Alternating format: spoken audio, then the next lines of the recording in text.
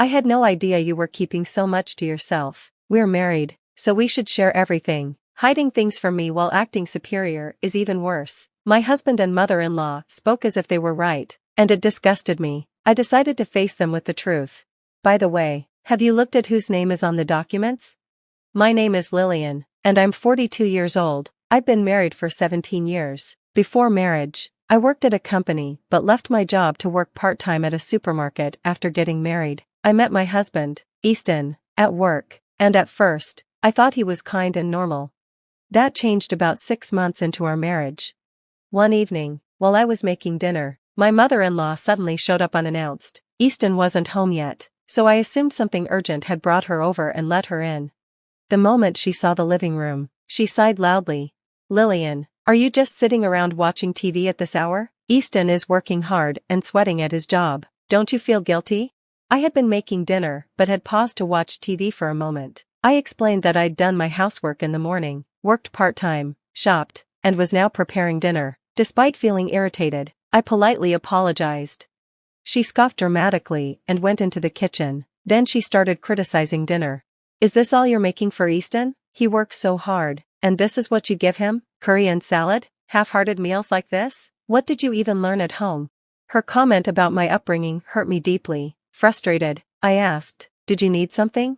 She looked surprised and said, "Oh my, don't get angry just because I pointed out dinner." Then she pouted and sat heavily on the sofa to watch TV. When I asked again, "What do you need?" she snapped back, "That's not how you treat your mother-in-law. Shouldn't you offer me something? Tea, perhaps? You're so inconsiderate. Poor Easton, having to deal with you." She kept repeating, "Poor Easton," like it was her mantra. I made her tea, but she complained about everything, even saying the tea tasted cheap. At the time, I was young and didn't want to argue with my husband's mother, thinking I should be considerate. However, because neither my husband nor I said anything, she started visiting more often.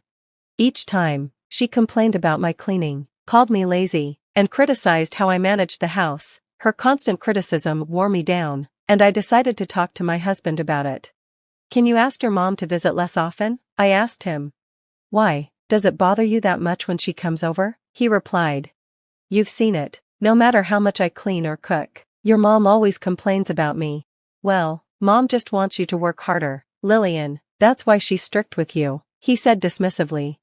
"I'm doing my best, but when she shows up unannounced, I can't even prepare dinner properly," I explained. "If it bothers you, tell her yourself, but remember, mom cares about us too," he replied, showing no concern for my feelings. No matter how much effort I put into the house or cooking, my mother-in-law kept nitpicking. She never once praised me. One time, she brought vegetables that were almost expired. I used them for dinner, and she sighed dramatically, saying it was unacceptable to serve wilted vegetables to her son and herself. That's when I realized she just wanted to bully me. Frustrated, I talked to my father-in-law. I told him how hard it was to prepare meals for my mother-in-law and how stressful her unannounced visits were. He seemed surprised. I didn't know she was visiting so often. I thought she was going out to dinner with friends. "I'm so sorry, Lillian. It's not your fault," I said. "I've been giving her money for meals when she goes out, but it seems she hasn't been using it," he admitted. "Unfortunately, no," I replied. He apologized sincerely and promised to speak to her about it. I felt relieved, thinking the issue was resolved. But then my mother-in-law called me. "You're so rude, running to my husband to tattle like that," she shouted. "What? I wasn't tattling," I replied, shocked. "I've been checking on you out of kindness, and this is how you repay me? With ingratitude?" she said angrily. "That's not true. I wasn't repaying kindness with ingratitude," I protested. "You should be the one apologizing. It's bold of you to claim you're inconvenienced," my mother-in-law said. "I'm educating you where your upbringing was lacking. You should be grateful." "I understand what you're saying," I replied calmly, "but it's hard when you come over without notice. Should a mother need an appointment to visit her son's house? My parents wouldn't act like this." "You're so disrespectful," she snapped.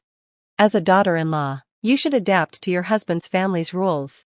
No matter what I said, she got more heated, yelling so loudly I couldn't even understand her, and then hung up. I suspected she called while my father-in-law wasn't around, so I hesitated to tell him again, knowing it might not change anything. While her visits became slightly less frequent, they didn't stop.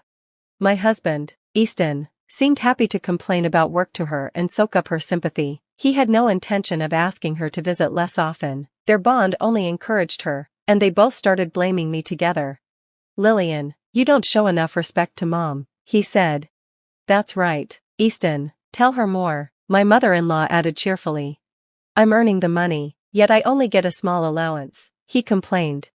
That's terrible, what a horrible wife you have, she exclaimed. They both ate the meals I prepared while complaining about them and laughed together in the living room I had just cleaned. When I was washing dishes, my husband said, "At least prepare the bath," expecting me to ready everything, from the towels to his pajamas. My mother-in-law didn't correct him. Instead, she agreed, saying, "Poor thing, having such an inconsiderate wife." I turned to my father-in-law again, and he apologized profusely, but my mother-in-law's behavior didn't change. I was completely drained. Then one day, I realized that the necklace my mother had passed down to me was missing. I searched everywhere. When I asked Easton, he shrugged. "You probably lost it due to your carelessness," he said coldly. I knew I had kept it in my drawer. The truth came out when my mother-in-law visited during dinner. "Mother-in-law, that necklace," I began carefully. "Oh dear, how disgraceful to desire something someone else is wearing."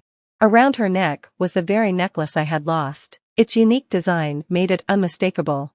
"Please give it back," I said firmly. "How awful. Are you accusing me of stealing from you?" she said, feigning shock. "Not only do you want someone else's belongings, but you also call them a thief? That shows how you were raised." With a smug smile, she teased me until I couldn't take it anymore and tried to grab her necklace. She screamed, just as my husband walked in. When he saw me, he pushed me hard, and I crashed into the wall, hurt. Standing over me with his arm around his mom, he said, "Mom told me you've been bullying her while I'm not around." "That's right, Easton, Lillian's terrible," my mother-in-law added, acting upset. "Listen," I begged, "that necklace she's wearing is the one I said I lost." "I don't want to hear your excuses," he snapped. "Mom, let's go out to eat. Lillian needs to think about what she did," my husband said. "Such a sweet boy, Easton is a good son," my mother-in-law said as they left together. I was shocked and angry. My necklace was gone, and my husband took his mom's side without listening to me. I was furious and decided to get back at them. That day, I talked to my father-in-law. He apologized and seemed fed up with my mother-in-law's behavior. This gave me an idea for revenge. The next time my mother-in-law came over uninvited, wearing the necklace, I pretended to forget something and asked her to watch the house for me. Normally, she'd refuse, but this time she agreed, saying, "Sure, take your time, you're always busy with housework." "Thanks," I said, "I'll be back in 30 minutes. I drove to the supermarket, my heart racing. If I could get proof of their actions, I could get revenge. Part of me still hoped they might change. I returned 30 minutes later and walked into the house with the shopping bags. I found my husband and mother-in-law already eating dinner.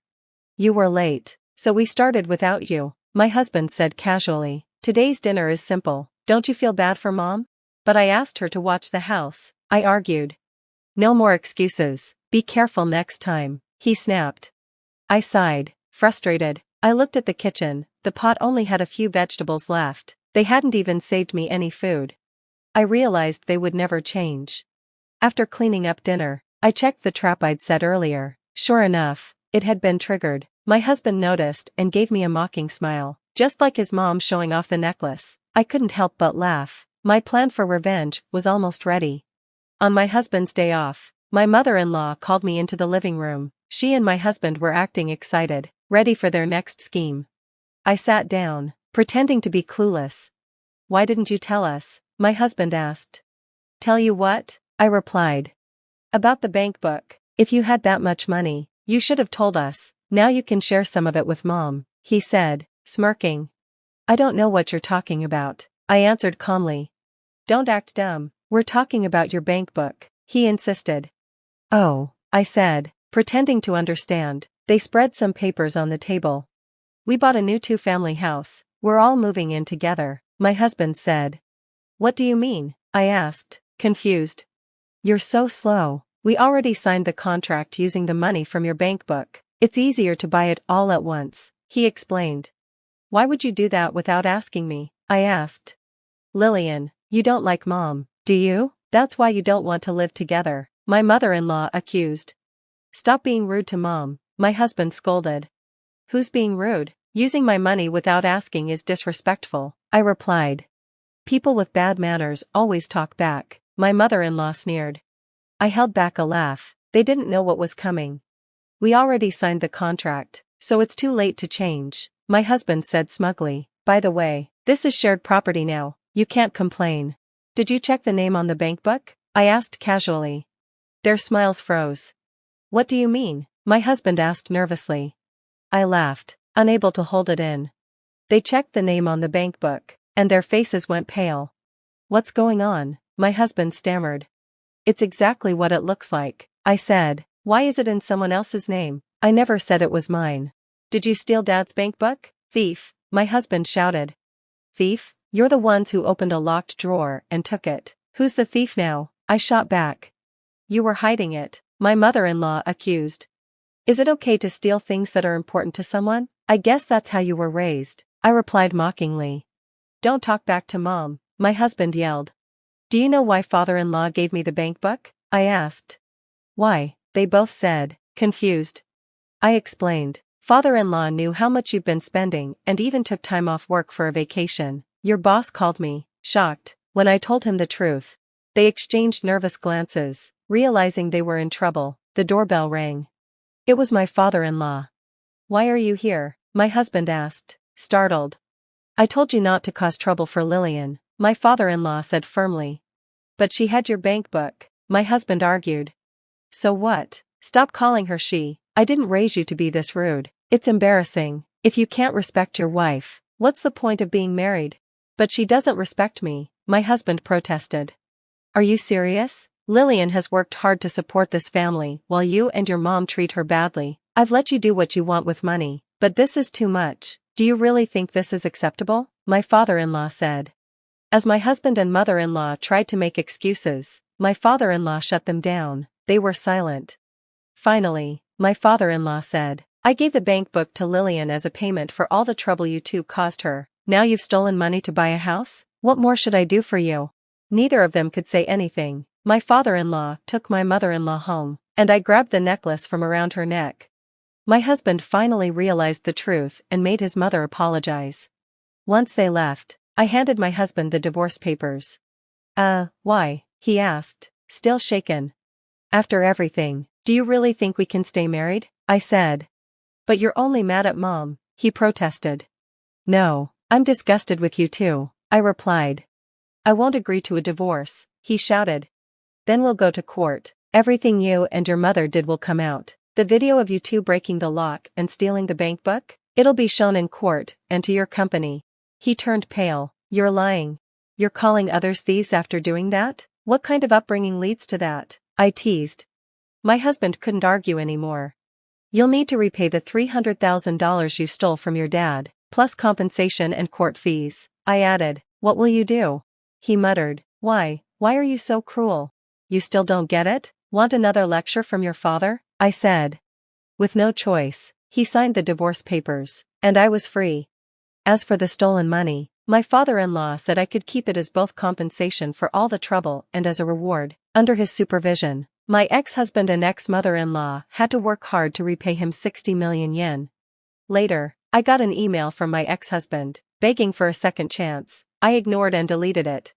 Now that I was free from their stress, my health improved, and I started living life on my own terms, enjoying peace and freedom.